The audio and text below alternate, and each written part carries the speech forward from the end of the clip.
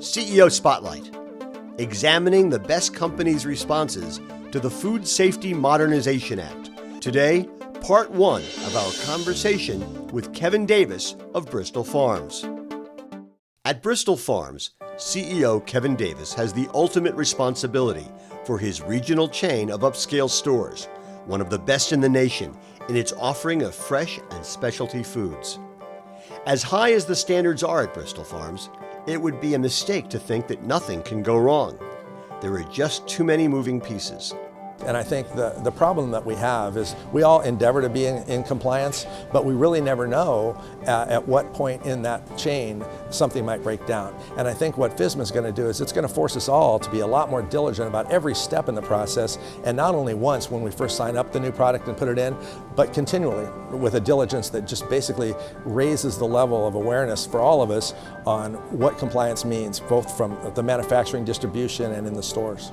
This requires constant vigilance, not just about new products, but even the most trusted brands that may have been on Bristol Farms shelves for years.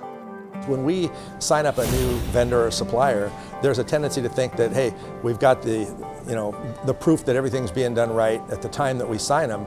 But how often do we look back at those 40,000 SKUs and the suppliers and vendors that give us those products to really see if they're still the indemnifications they're supposed to be, if they're still doing the food safety the way they're supposed to do. And so much change happens in our industry with 10,000 new products introduced every year, and the churning of products in our stores, and the consolidation of manufacturers, and even the selling of brands from one company to another, that I don't think we do a great job on following up on those products to make sure that in current terms they're doing everything right. It is incumbent on retailers and suppliers to pay attention, because regulators certainly are.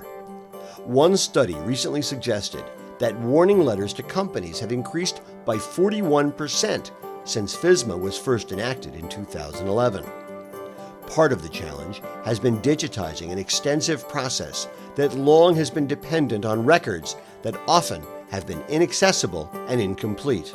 Normally when we set up a new product, they'll show us their safety audits or their food handling audits and the third-party reports that say they're doing things right, and we'll have an indemnification or whatever other requirements we might have for that product, and everything will be set up when the product's initially set up.